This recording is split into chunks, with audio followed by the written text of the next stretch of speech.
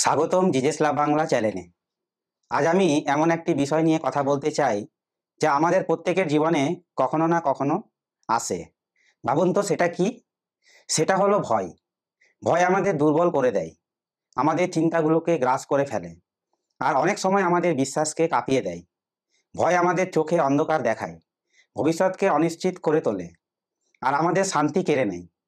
কিন্তু বাইবেল আমাদের শেখায় ভয়কে নয়, বিশ্বাসকে আঁকড়ে ধরতে।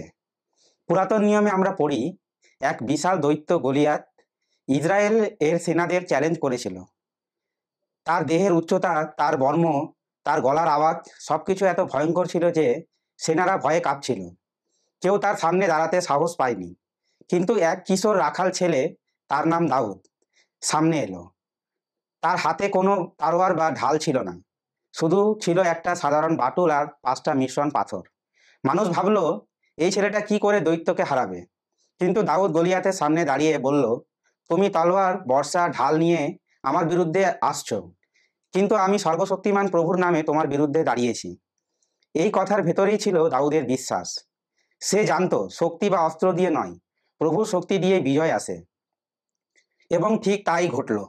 দাউদ ভয়ের চেয়ে বড় বিশ্বাস নিয়ে এগিয়ে গিয়ে গলিয়াতকে হারালো। নতুন নিয়মে আমরা পড়ি, একদিন যিশুর শিষ্যেরা নৌকায় ছিল। রাত নেমেছিল, হঠাৎ প্রবল ঝড় উঠল। বড় বড় ঢেউ নৌকাকে প্রায় ডুবিয়ে ফেলেছিল। শিষ্যেরা আতঙ্কে চিৎকার করে উঠল, প্রভু, আমরা তো মারা যাচ্ছি। সেই মুহূর্তে যিশু উঠে দাঁড়ালেন। তিনি বললেন, হে স্বল্প বিশ্বাসীগণ, কেন ভয় পাচ্ছ? তারপর তিনি ঝড়কে ধমক দিলেন, আর সমুদ্র শান্ত হয়ে গেল। এখান থেকে আমরা শিখি, যখন যিশু নৌকায় আছেন, তখন সবচেয়ে ভয়ঙ্কর ঝড়ও আমাদের ডুবাতে পারে না। ঝড় হয়তো আসবেই, কিন্তু যিশুর উপস্থিতিতেই আমাদের নিরাপদ রাখে। বন্ধুরা, আজ আমাদের জীবনে হয়তো গলিয়াত দাঁড়ায় না, কিংবা সমুদ্রের মাঝখানে ঝড় আসে না, তবুও আমাদের জীবনে নানা রকম ভয় আছে। একজন ছাত্র হয়তো পরীক্ষায় ভয়ে রাত জেগেই বই পড়ছে। তার মনে হচ্ছে, যদি ফেল করি তাহলে কি হবে? একজন মা হয়তো তার সন্তানের ভবিষ্যৎ নিয়ে দুশ্চিন্তায় দিন কাটাচ্ছে। তিনি ভাবছেন, আমার সন্তান কি ভালোভাবে মানুষ হবে? একজন বাবা হয়তো চাকরি হারানোর ভয় নিয়ে ঘুমোতে পারছে না। পরিবারের খরচ কিভাবে চালাবেন, সেই চিন্তায় কষ্ট পাচ্ছেন।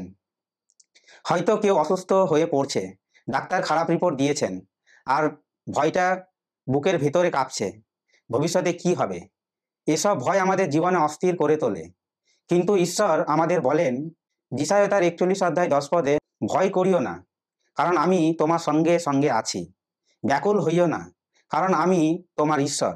আমি তোমাকে পরাক্রম দিব, আমি তোমাকে সাহায্য করিব। আমি আপন ধর্মশীলতার দক্ষিণ হস্ত দ্বারা তোমাকে ধরিয়া রাখিব।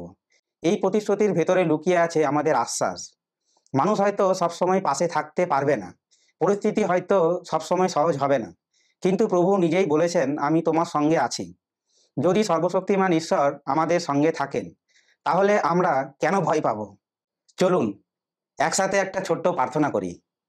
প্রভু যিশু, আমার ভয়গুলো আমি তোমার হাতে তুলে দিচ্ছি। তুমি জানো আমি কোথায় দুর্বল, আমি কোথায় অনিশ্চিত। আমাকে দাউদের মতো বিশ্বাস দাও।